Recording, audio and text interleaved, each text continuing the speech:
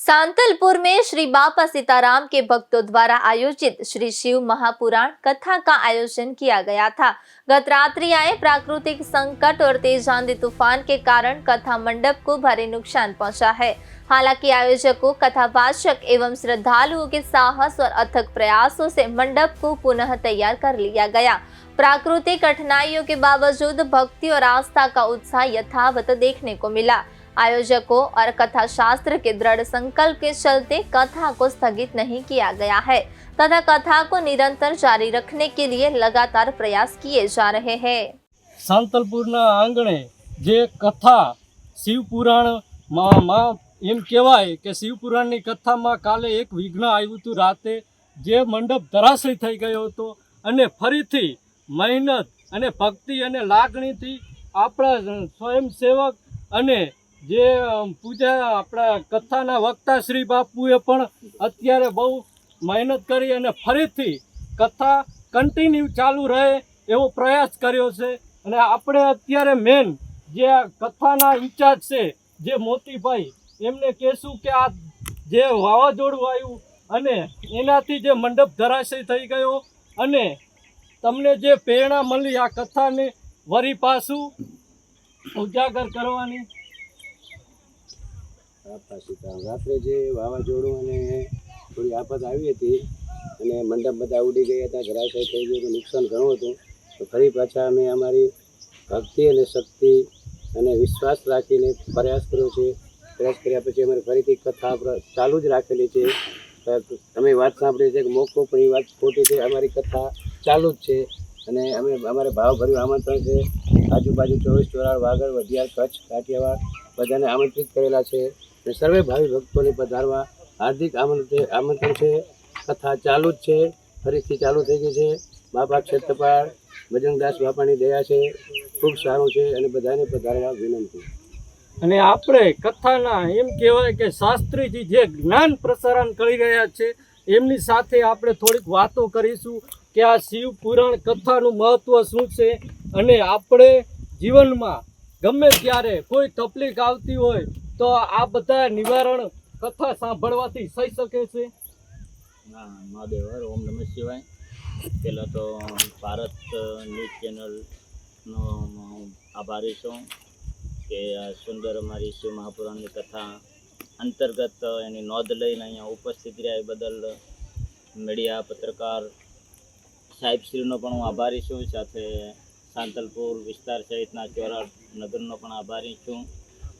અને મારું કામ શિવ મહાપુરાણની કથા કરવાનું જ છે અને સમાજની અંદર જોશી મહારાજથી ઓળખતા હોય છે અને હું મહાદેવની કથા જ કરું છું અને મારી કથા બધી વિશ્વની શાંતિ અને જગત કલ્યાણ અર્થે જ હોય છે અને બધી સાર્વજનિક કથા હોય છે। તો આ પણ જે સાંતલપુર ચોરાડ મધ્યે ગાયન થતી આ શિવ મહાપુરાણની કથા ગાયન કરવાનો અમારો એક જ હેતુ છે કે પૂરા વિશ્વમાં શાંતિ થાય અને મનુષ્યના હૃદયની અંદર ભગવાન મહાદેવની ભક્તિ ઉજાગર રહે, સાથે સાથે તેનું વિપ્ર સાધુ સંત ભક્ત ઇત્યાદિનું ભગવાન મહાદેવ રક્ષણ કરે અને દેશ અને દુનિયાના સર્વ શિવ ભક્તોનું કલ્યાણ થાય એ હેતુથી જ આ મહાદેવની કથા અમે ગાયન કરી રહ્યા છીએ। અને ભગવાન શંકરજી એ સ્વયં પોતાના ચરિત્ર અંતર્ગત પણ સમાજના જે શિવ ભક્તો છે એને સંકેત આપતા કહ્યું છે કે ભગવાન મહાદેવની ભક્તિના રાહ ઉપર જે ચાલે છે ને એના રસ્તાની અંદર ક્યારેય કોઈ પુષ્પ બિછાવતું નથી, પણ એના રસ્તામાં કંઈ કંટકો જ આવે છે। ભગવાન શંકરજીની ભક્તિના રાહ ઉપર ચાલે એટલે મુશ્કેલીઓનો સામનો કરવો જ પડે છે। એટલે આ કથાની અંદર તો હર પલ આવી મુશ્કેલીઓ સંકટો આવતા જ હોય છે, કારણ કે જિંદગીનું બીજું નામ જ સંઘર્ષ છે।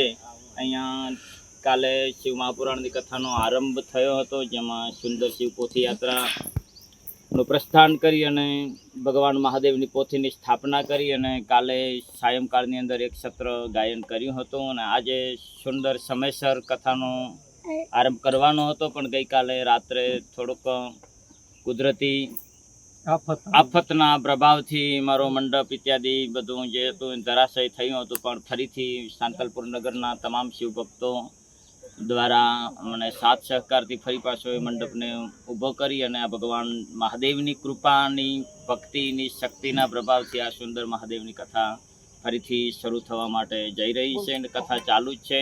કથા ક્યારેય બંધ રહેતી નથી. કથા એક જગ્યા ઉપરથી વિરામ પામે તો બીજી જગ્યાએ કથાનો શું થાય છે તો કે આરંભ થાય છે. આ ભગવાન મહાદેવના મુખમાંથી વહેતી આ અવિરત ગંગા જે આદિ મધ્ય અને અંત વગરની અનંત ગંગા છે અને જે ભગવાન મહાદેવની કથાની શક્તિના પ્રભાવથી ફરી પાછો મારો ધરાશય થયેલો મંડપ અહીંયા ઊભો થયો છે અને ફરી પાછી અત્યારે હાલ જ થોડીક ક્ષણોમાં ભગવાન મહાદેવની કથાનો મંગલ આરંભ થવા જઈ રહ્યો છે. તો તમામ ચોરાળ વિસ્તારના જે શિવ ભક્તો છે એ સર્વને સાતલપુર ગ્રામ મધ્યે જોગણી માતાના મંદિરે તળાવની પાળ ઉપર ગાયન થતી શિવ મહાપુરાણની મંગલ કથામાં ઉપસ્થિત રહેવા માટે જાહેર ભાવભર્યું આમંત્રણ છે. સાથે અહીંયા સુંદર ભોજન પ્રસાદની પણ વ્યવસ્થા કરેલી છે. તો દરેકે ભોજન પ્રસાદ લેવા માટે પણ ઉપસ્થિત રહેવું એ તમામ શિવ ભક્તોને સાંતલપુર ગ્રામ વતી અને આ શિવકથા સમિતિ વતી હું જોશી મહારાજ જે શિવકથા વાચક આપ બધાનો આમંત્રિત કરું છું. તો આપ બધા